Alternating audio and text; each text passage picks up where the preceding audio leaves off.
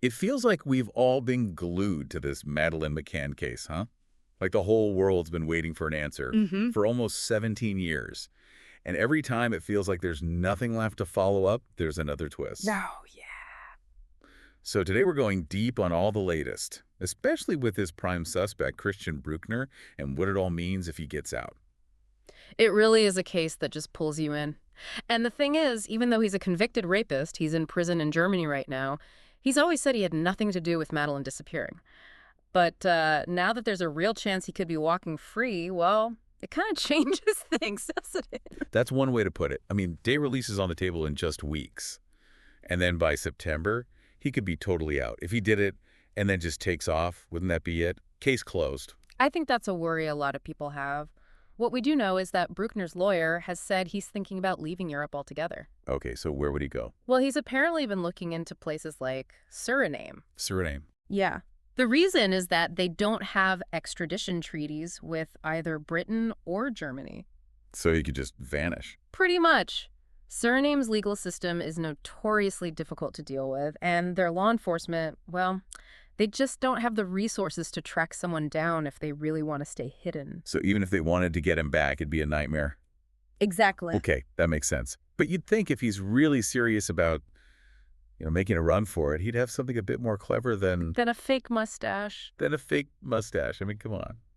Well, his lawyer did mention he's thought about plastic surgery, Yeah. but apparently he doesn't have the cash for that right now. So, yeah, for the moment, it's just those disguises. The kind of thing you'd see in a cartoon. Almost. Almost hard to take it seriously. But okay, so we've got this guy who could be out any day now. He's got escape plans, questionable disguises, all that. But let's back up a sec. We know Brueckner is the prime suspect. He was living near Praia da Luz in Portugal, where Madeleine went missing back in 2007. Mm. German detectives have been working on this for years, haven't they? So why haven't they charged him? That's the big question, isn't it? The German prosecutor, just recently, they came out and said, point blank, no chance of an indictment before Bruckner's release. Looks like they're missing that key bit of evidence, the thing that ties him directly to Madeleine's disappearance. So they've got this suspect they think is about to flee. They're convinced he did it, but can't charge him. What are they doing about it? Well, they're trying something a little different, legally speaking. Okay. Instead of going all in on the McCann case right now, they're trying to reopen old charges against Brueckner, charges he was actually cleared of back in 2024. What kind of charges are we talking about? Rape and child abuse. What? Now, they're not directly related to the McCann case, but if these appeals go through, he stays behind bars. Buys the investigators more time. So it's like a holding pattern. Yeah, you could say that. Keep him locked up for something else while they work on the McCann case. But what if it backfires? What if Brueckner walks free before they can actually nail him for Madeleine's disappearance? Well, that's the gamble, isn't it? If he's as desperate to disappear as it seems, that could be the end of it. It really is a race against the clock then. They've got to find that one missing piece. The thing that irrefutably connects him to Madeleine before it's too late. Exactly. It's like a legal thriller playing out in real life, except the stakes are terrifyingly real. And let's not forget, all this time, Madeleine's family is still waiting for answers after all these years. This whole ordeal has got to be just heartbreaking. Hard to even imagine. Mm. Before we get into what could happen next, let's take a step back. I think it's worth revisiting the whole timeline of the Madeleine McCann case. It's been a long, complex story, and some of the details might have faded from memory. Good idea. Let's recap the major events. It all started on May 3rd, 2007, when 3-year-old Madeleine disappeared from her family's vacation apartment in Praia da Luz. I remember that. Such a shocking story. In the beginning, suspicion fell on a lot of different people. Even Madeleine's parents were labeled arguidos at one point. Arguidos. That's not a word you hear every day. What's that mean exactly? It's a Portuguese term. Basically, it means someone is officially considered a suspect in a case. Doesn't necessarily mean they're guilty, but they're under scrutiny. Okay, I get it. The McCanns were eventually cleared by Portuguese authorities. Then, in 2011, Scotland Yard launched their own investigation. So Scotland Yard got involved much later. What was their take on the case? Their stance has always been that Madeleine could still be alive. And of course, that changes everything about how you approach the investigation. Over the years, there have been countless searches, new leads, dead ends, the whole 9 yards. But no one has ever been charged. And now, all these years later, Brueckner appears on the radar as the prime suspect. It's a story full of false hope and renewed hope and dead ends. And now with Brueckner's potential release, well, it adds a whole other layer of complexity to an already tangled case. No doubt about it. What happens in the next few months could determine how this whole thing ends. A lot hanging in the balance. So the big question, the one we need to really get into, is this. What happens to the entire investigation if he's released? That's where we'll pick things up after a quick break. Definitely a lot to unpack there. So yeah, picking up where we left off, I think the whole thing really comes down to what happens with these appeals against Brueckner. It's a bit of a chess match, really. Each side is making their move, waiting to see what the other one does. It is, isn't it? So let's walk through it. Let's say the German authorities win those appeals, the ones from 2024. What happens then? Well, if they can pull that off, Brueckner stays right where he is, locked up. And that buys the investigators a lot more time to build a real case against him for Madeleine's disappearance. More time to gather evidence, talk to people, chase down every lead. It also keeps him from running. At least we hope so. But what if they lose? What if he gets released before they can build a solid enough case to actually charge him with something related to Madeleine? Then things get a lot more complicated. I mean, based on everything we've heard, it sounds like he's going to try and disappear. And if he manages to get himself to a place like Suriname, well, good luck finding him.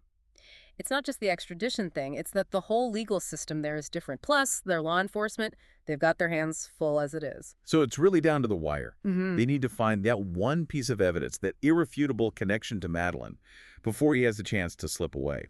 That's it, isn't it? The evidence they've presented so far, it's mostly circumstantial. Him being in Praia de Luz when Madeleine disappeared, that's suspicious, no doubt. But it doesn't prove anything on its own. They need something more. Like what? What kind of evidence are we talking about? DNA. A witness who saw him with Madeleine. Something that puts him at the scene without a doubt. Yeah, okay, I see what you mean. But finding something like that after all these years, it's got to be like finding a needle in a haystack, right? It really is, and that's what makes the situation for the German prosecutors so tricky. They're under immense pressure. They know they have to keep Brueckner contained, but they also have to build a rock-solid case. And they're doing all of this under the watchful eye of the whole world. Right, this case has been front-page news for years.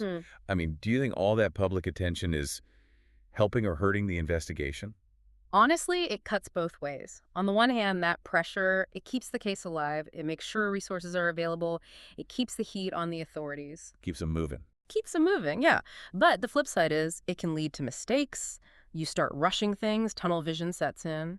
It's easy to get so focused on one specific theory or one suspect that you miss other possibilities. You get so fixated on getting a result that you might miss something crucial. Exactly. It's a tough balance. Investigators have to be aware of that public pressure, sure, but at the end of the day, they've got to follow the evidence, wherever it leads, even if it means going down a road that nobody expects. Speaking of going down roads, you mentioned earlier that there have been quite a few searches over the years. What were they looking for? And did they ever find anything significant? Well, most of the searches have been centered around places connected to Brueckner. There was a big one back in 2023 at a reservoir in the Algarve. The reservoir. Yeah. The story was that Brueckner used to call this place his little paradise. The investigators thought maybe he'd spent time there, maybe hidden something there. So they were looking for a hiding place. Yeah, something like that. Now, they didn't find anything conclusive, nothing that directly pointed to Madeleine. But it does show you how they're looking at every single angle, every possibility. Sounds painstaking. It is. It's like searching for a needle in a haystack. Especially with a case this old. So many leads, so many dead ends. But even the smallest detail, something that seems irrelevant at first glance, it could be the key to the whole thing. You just never know. You really don't. So, about those charges that Brueckner was cleared of back in 2024, the rape and child abuse ones, why are they so important to what the prosecution is doing now? The thing is, those charges, they might not be directly related to Madeleine, but they tell a story about Brueckner, about his past. And for the prosecution, those old charges are a lifeline. A lifeline? How so? Well, think about it. They don't have enough to charge him with anything related to Madeleine right now. But if they can win these appeals, the old ones from 2024, it means he stays in prison, no matter what happens with the Madeleine investigation. So it's like a safety net. Keeps him off the streets even if they can't pin him down for Madeleine's disappearance. Exactly. It's a gamble, for sure. If it works, they buy themselves more time. If it fails, well, he walks free. And the whole investigation takes a major hit. So it all comes down to how strong their case is for those previous charges. Do you think they have a shot at winning those appeals? Tough to say. We're not privy to all the evidence they have, but it's safe to assume they're looking for anything new that's come up since 2024, any mistakes that might have been made during those first trials, anything that could get those rulings overturned. So they're looking for a way to make those old charges stick. Exactly. And the outcome of this legal battle, it could make or break the entire Madeleine McCann investigation. It's all so incredibly complex. But it's easy to get lost in the legal back and forth and forget that there's a real human story at the heart of this. Madeleine's family, they've been living through this nightmare for almost 17 years. It's true. Their strength, their determination, it's really remarkable to hold on to hope for so long in the face of such unimaginable loss. It's incredible. And it makes you think about the different ways justice works in different countries. You mentioned Brueckner could be eligible for day release in Germany, even though he's been convicted of rape. That wouldn't happen in many other places, right? You're right. That's a really good point. The German system, they put a lot of emphasis on rehabilitation, on giving people a second chance. It's less about punishing people and more about helping them get back on track. So even for serious crimes, there's a chance you could end up in a program like day release where you slowly transition back into society. Exactly. It's about believing that people can change.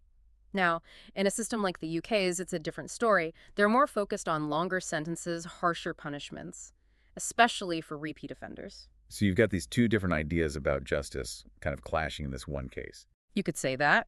And that clash is what makes everything so uncertain right now. Will those appeals go through? Will Brueckner be released? And then what? It's a lot to think about. It really is. It makes you wonder how those different approaches to justice might affect the investigation itself. Could it create problems between the German and British authorities with their different legal systems and priorities? Oh, absolutely. Working across borders like this, it can be a real headache. Evidence that's acceptable in one country might not be in another. Investigative techniques that are common in one place might be totally off limits somewhere else. It can be incredibly frustrating. So how do they manage to work together then? Well, at the end of the day, they both want the same thing, right? They want to find out what happened to Madeleine. And that shared goal, it can help smooth over a lot of the bumps in the road. So they can put aside their differences and cooperate effectively. Especially when the stakes are this high. They might go about things differently, but they both want justice for Madeleine. And that shared purpose can be a powerful force. That's good to hear. So even with all the complexities, there's still hope for a resolution to this case. There is. It might be a long and difficult journey, but the truth is out there somewhere, and it's worth fighting for. Couldn't agree more. You know, this deep dive has really opened my eyes to so much. We've talked about the latest in the Madeleine McCann case, gone deep into the legal ins and outs of the whole situation, and even touched on those big philosophical differences about how justice works around the world. It's been quite a journey, and it's not over yet. No, not by a long shot.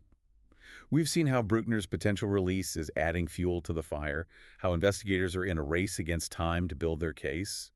We've talked about the role of the public and the media, how that pressure can keep the case alive. It really has been a fascinating discussion. And as we wrap things up, I'm curious, what's your main takeaway from all of this? What struck you the most? You know, it's amazing, isn't it? I mean, after all this time, all the setbacks, the dead ends, the family hasn't given up hope. They still believe Madeleine could be alive. It's that hope that keeps them going. And honestly, I think it motivates everyone who's working on the case, too. It's powerful stuff, Hope. In this case, it really lays bare how complicated justice can be, especially with all the different countries involved, different legal systems. It's a lot.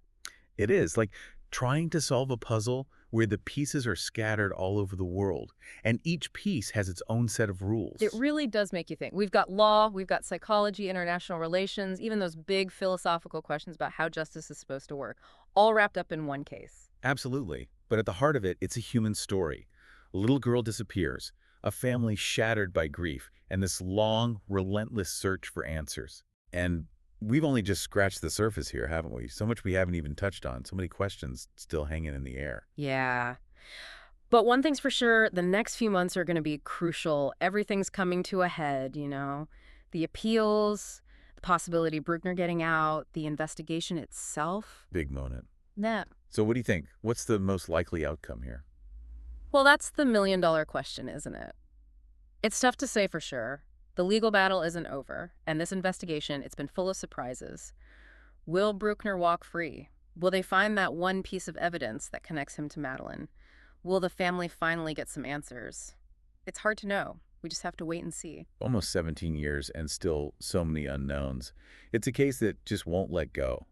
Not for Madeleine's family, and not for anyone who's followed the story and hoped for some kind of closure. I think that's why it resonates with so many people. It taps into something fundamental, that human need for justice, for closure, for understanding. It reminds us that even when things seem hopeless, you never give up on the truth. Well said. And on that note, we want to leave you with a question. What are your thoughts on what might happen next? What are your theories? What questions are you still grappling with?